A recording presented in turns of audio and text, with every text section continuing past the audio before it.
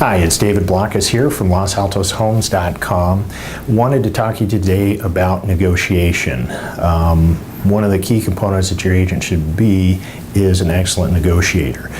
And in order to negotiate, you got to be prepared, you got to understand where the market is, where properties are, and really, quite frankly, you really need to understand both of our contracts that we have here, both the CAR contract as well as the PRDS contract. Recently listed a property, got it into contract in Sunnyvale.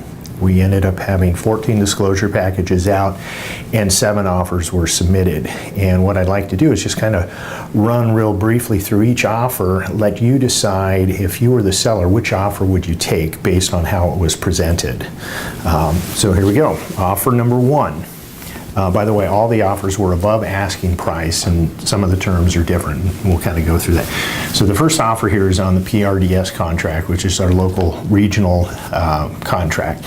Slightly above ask, so that's nice. 10-day financing contingency and 3-day physical inspection contingency. 30-day close.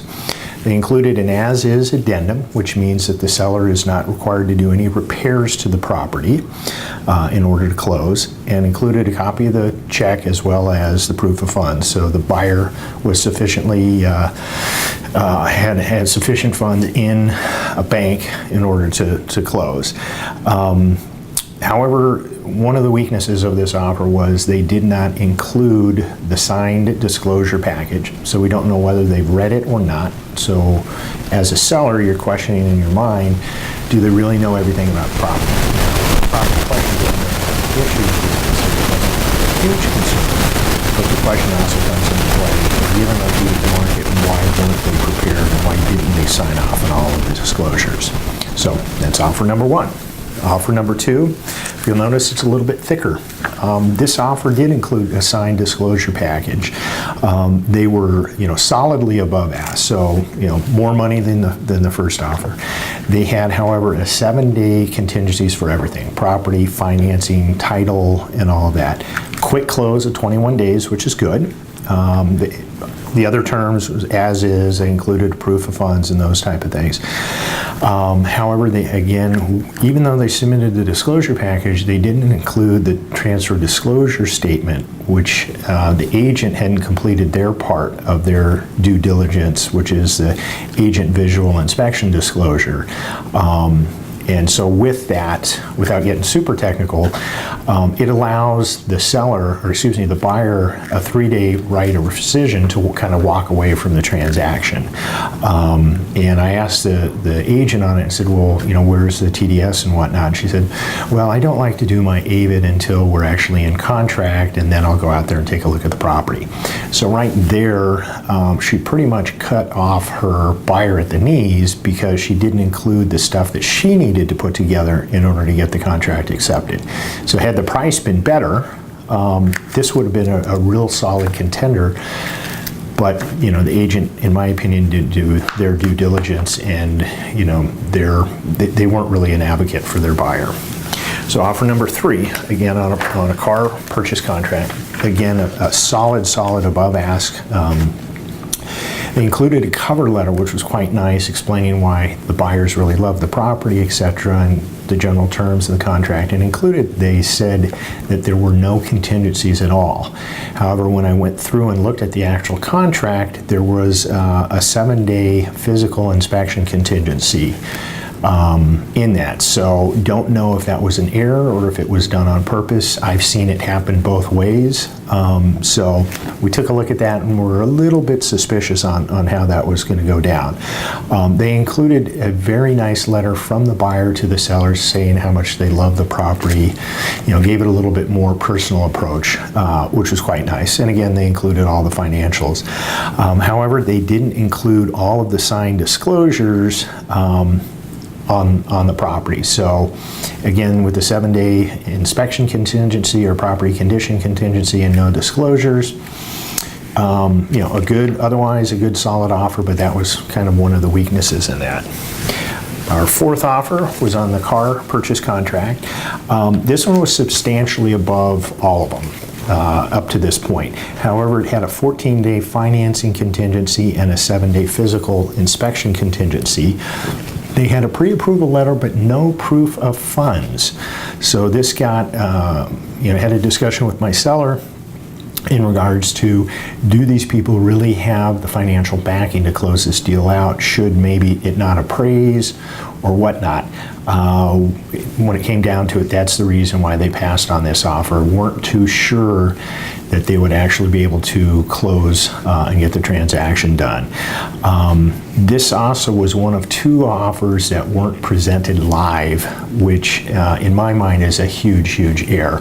As real estate agents, we get paid, fairly good money in order to present and negotiate contracts for our clients. This agent basically said, really, I'm too busy. I've got another meeting to go to, and I won't be able to make a live presentation to you. So she just sent it with email with some of the supporting documentation, but not all of it. So I think, again, this agent sort of shot her client in the foot by not presenting it live. Now, the 5th offer on the PRDS contract, again, solid, very similar to the offer I just talked about. However, it had absolutely no contingencies, no financing, no property condition, submitted all the documentation, all the disclosures. The buyer's agent had done their ABID, had walked through, so the TDS and the seller supplemental, and all of those things that would give a sort of legal way for the buyer to walk away from the transaction without any penalty, have all been completed. They included a really nice, great personal letter to the sellers about the property.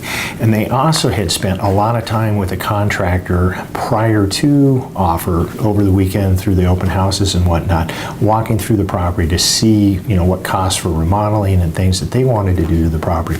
So they had their contract down, they knew the property, they were really solid front runners.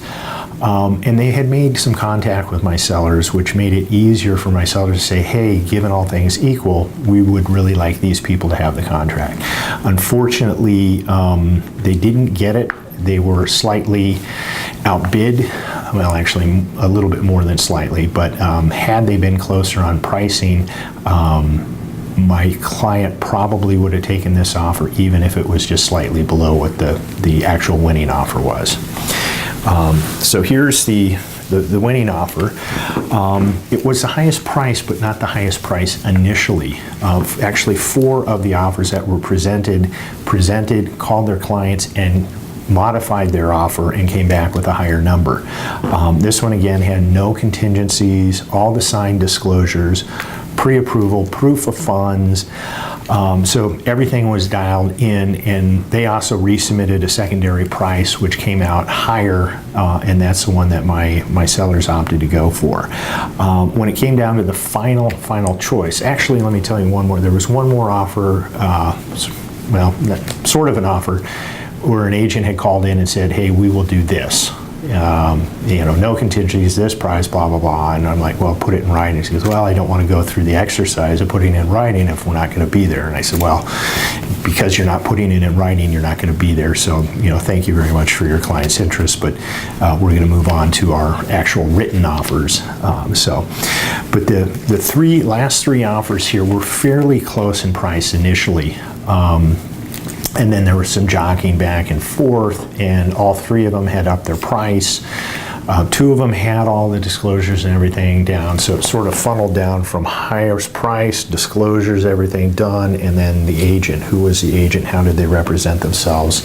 And how did they, put the package together when they put everything together? So kind of the takeaway that I want you guys to take from this is it is extremely important who represents you on the buy side, especially when it comes down to the actual negotiation. And the negotiation takes a lot of time and effort and preparation up front, so you know the market, you're comfortable with it, you're comfortable with the property. But what a seller is looking for is a clean offer, and so that might mean you need to check out the property ahead of time before offers are presented. They want a well-written offer. A few of these were missing checkpoints here, initials there, that type of thing that would have required a counteroffer just to clean up the actual contract.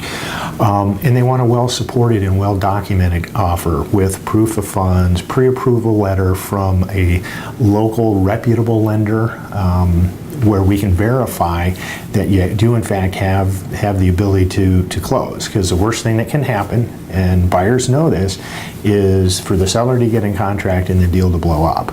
Because it's highly likely that if it comes back on the market, it's not going to sell for the original sales price. And lastly, it really comes down to sort of that final decision point is who the agent is that represents you. Do they have a good reputation within the industry? Are they well known?